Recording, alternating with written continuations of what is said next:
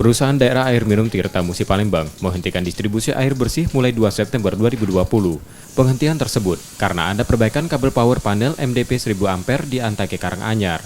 Hal tersebut dilakukan untuk meningkatkan kehandalan listrik. Perbaikan tersebut membutuhkan waktu hingga 3 kali 24 jam. Pekerjaan itu berdampak pada distribusi air bersih di unit pelayanan 3 Ilir, Sako Kenten, Rambutan, Kalidoni, Alang-Alang Lebar, Kilometer 4, dan unit pelayanan Karanganyar.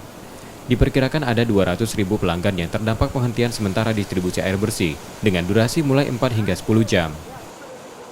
Pada tanggal 2 September 2020 kami memang akan menghentikan sementara pengaliran karena kita ada perbaikan kelistrikan kita untuk meningkatkan kehandalan dan akan berdampak kepada hampir 200.000 pelanggan kita di daerah seberang Ilir.